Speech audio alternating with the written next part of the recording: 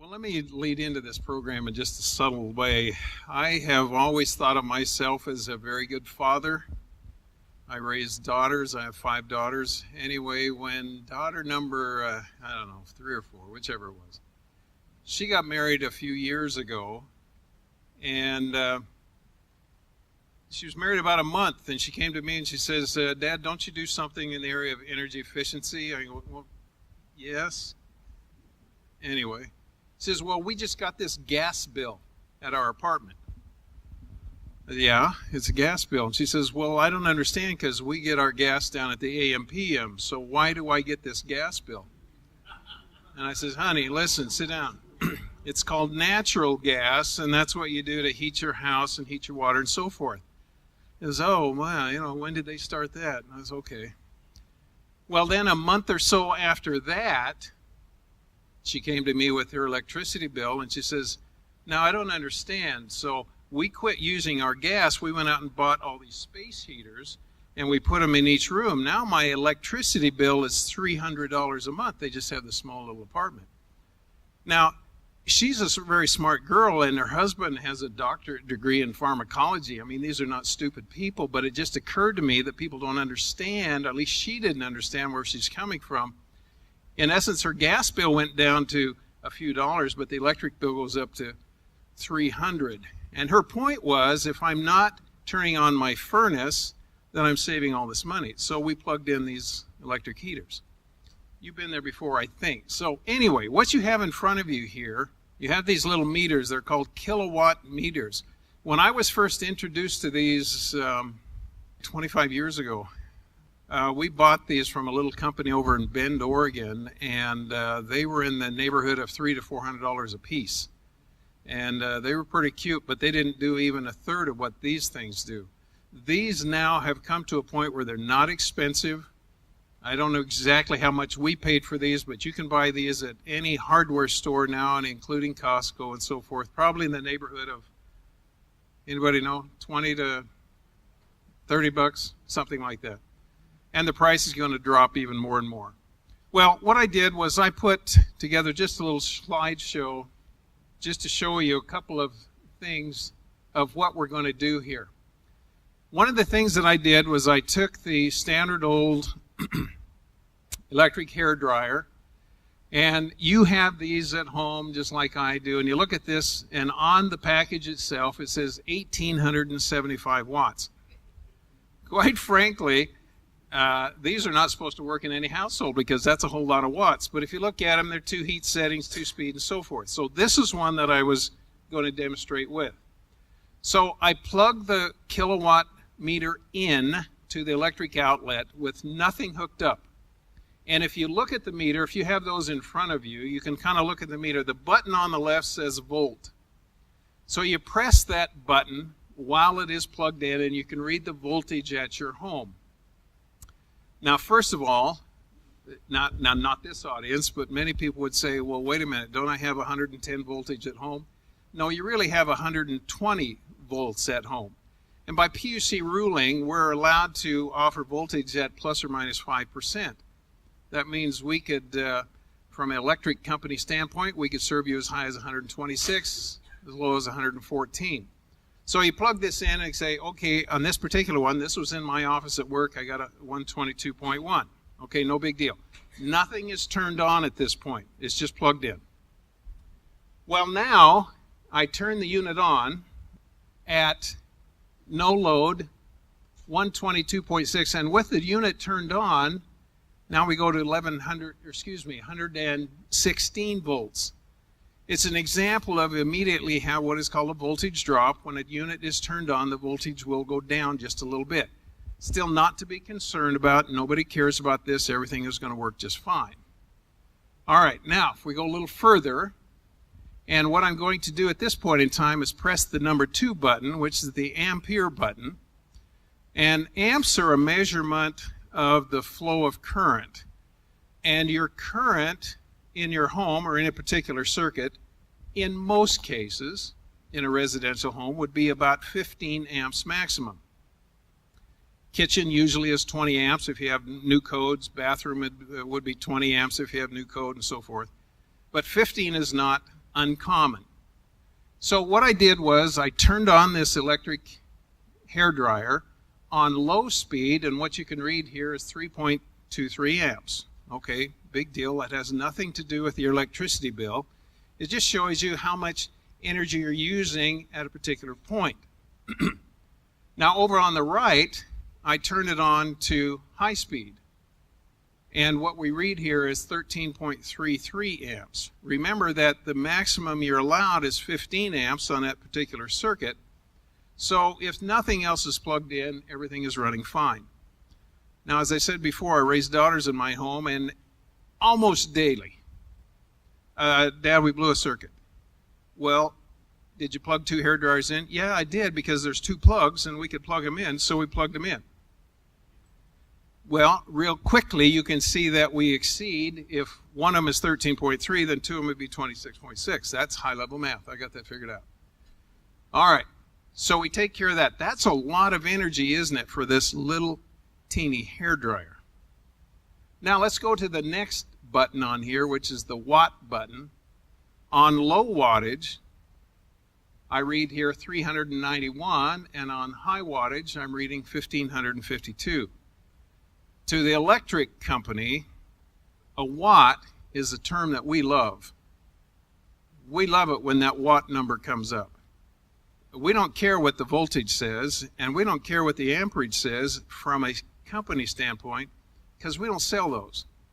We sell watts. And so we like it when you have a hair dryer and then you turn it on high. We like that a lot. So here's what you see. Everything is working just fine. All right?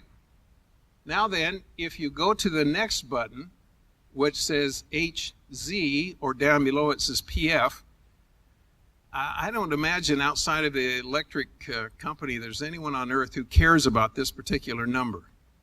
It just shows that Hertz, or PF, this stands for power factor. This is a phenomenon that your electric company cares a lot about. And in essence, we produce electricity at 60 cycles per second, and we have to do that. If our system does not produce electricity at 60 cycles per second, in essence, if we vary 3 or 4 cycles either up or down, your electric system will shut down. So we like that. And almost always, when you press that button, it'll say 59.9. I waited a few minutes the other day and it actually went to 60, but that's really unusual. So it's almost always 59.9. Homeowners, they don't care. It has nothing to do with them. They don't care about that. But it is on there, at least. All right, now, then we go to the last button, which is kWh. And if you notice down there, kWh per hour. I didn't leave this on, but if I were to have left this unit run and look at watts, the amount of watts this energy device is using over time, it's called a watt hour. Watt over time. And time in our world is always measured in hours. Okay? That's what that button is for. So therefore, if I plug this unit in and let it run for 2, 3, 4, 5 hours, 10 hours, whatever the case, and hit that button right there, it'll accumulate and it'll tell me how many kilowatt hours that I have used. The reason that you want to know that number is we sell electricity by batches, by tubs, by bucketfuls, or whatever, by the thousands. Therefore, we sell a kilowatt hour of electricity. What's our rates around here? Anybody volunteer? 9.2. Anybody else different? Which utility? Oh my. Lebanon Puget. And what'd you say mine was? 9? Somebody else? Peninsula? How much?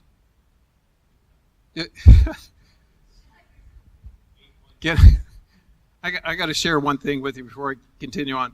I have a classroom of new students like this. You know, you're all new students first day, and I says, how many of you, have electric? Yeah. What's your electric bill? And everybody will say to me, or I usually ask this question, how much do you pay for electricity? And somebody will say $40, $80, $50. And I say, no. How much do you pay for your electricity? And there's not a soul who knows, by the way. Not a soul who knows. Well, how much do you pay for? Yeah, $35. Well, how much you paid for gasoline this morning? Well, $2.18. You know, they know that number, but we don't know electricity rates. Even worse than that. New students, I asked them, what's the name of your electric provider? 2/3 of them don't know. Isn't that funny? Anyway. All right, so let me proceed here and look at our next slide here. When you're going to figure cost, assuming that you're not going to use that red button, let's just look at this just like this. What the first step that we have to do, we have to take any device that we have and convert the watts into a term called kilowatts. So if I have 1,000 watts, if I divide 1,000 by 1,000, I'll come up with 1 kilowatt. All right, everybody knows that. And what we're going to do is, let's go back to that hair dryer. I said I had 1,875 watts. If I divide that by 1,000, I come up with 1.875 kilowatts, or kW. All right, high level math.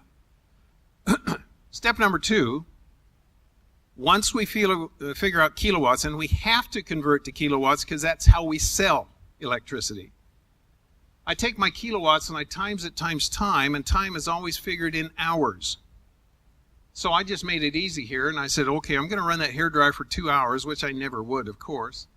But 1.875 kilowatts times 2 gives me a new number called kilowatt hours, 3.75 kilowatt hours. Your electric company sells electricity by the kilowatt hour. I just put on here a rate of 8 cents. And what I simply do is take the 3.75 kilowatt hours and times it times 8 cents. That means that that device cost me 30 cents for the 2 hours to operate. Now, if it were 12 cents, what would that cost be? 45 cents. Do you see what I mean? Now, when you're talking cents, that's no big deal. But what if I were talking dollars? My bill is $30 and yours is $45. Or my bill is $300, yours is $450. You see what I mean? So your kilowatt hour price can make a big deal on what you're about. Now, does everybody follow this? Just simple like this. Well, here's what you can do with that particular unit. If you'll leave it plugged in with the device running, and over time you don't have to go through those calculations. All you have to do is press the red button at a time, and it'll tell you how many kilowatt hours you have used. And then just in your head, you can say, well, if I'm paying 8, 9, 10 cents a kilowatt hour, here's what my bill would be for that particular device. Now, where that works best, if you have units that run for long periods of time. So take, for instance, a refrigerator. Your refrigerator is kind of an interesting machine because it doesn't run constantly. It does a cycle. And so you've maybe even heard it at home. You hear the refrigerator run, then all of a sudden it doesn't run for a period of time. And then it runs for some more, and then it doesn't run. Your refrigerator is like that. Your freezer is like that. So if I were to plug the kilowatt meter in on its off cycle, I can say, wow, this thing only costs me, 10 cents a month to operate. Of course, that's not true. So you have to let it run. So I always tell our students, plug it in, let your refrigerator run for a week, and then read that little button right there. And I'll say, this is how much energy you've used for a week, times it times a rate. Then you see what I mean? Then you can figure that out. The same is true for your freezer, which does the same thing. It cycles on and off. The microwave oven doesn't necessarily cycle on. Sometimes it can, but that's another interesting one. If you were to let it, just check it at the end of a week, it'll say this is how much we're using the microwave. Clothes washer is the same. Television is the same. It's interesting now with the television. I asked my students, says, how many of you have a TV at home? And everybody goes, well, yeah, of course. How many of you have 2? Everybody raises their hand. How many of you have 3? Half the group raises their hand. And how many have 4? Same question in this audience. How many have 2 televisions? How many have 3?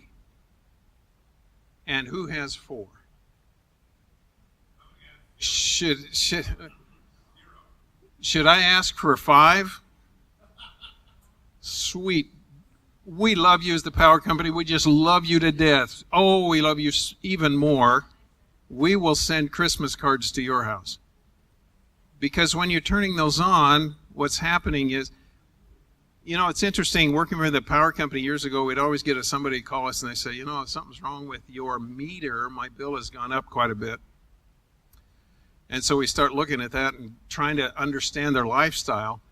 It turns out that so many people leave devices on for any number of reasons to make it so they have noise and the bad guys don't come around. The most classic that I heard was I leave the TV on for my cat so that my cat is not lonely. They'll freak out. And maybe you're like that too. I don't know that for sure. There you go. There you go.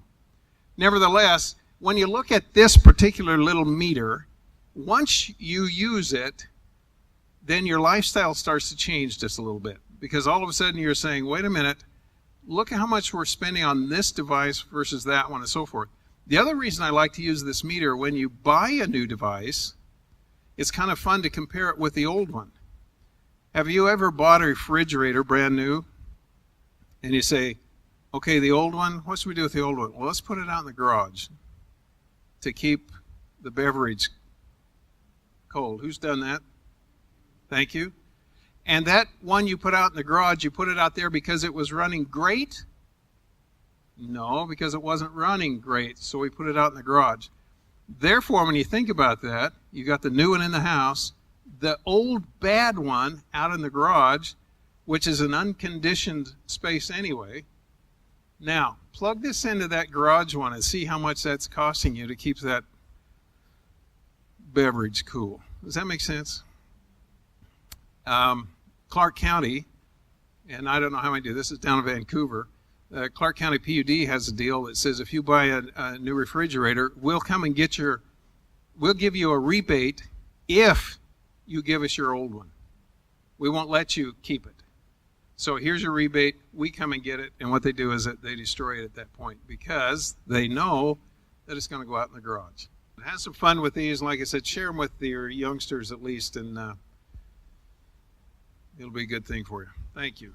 Okay, round of applause for the pro.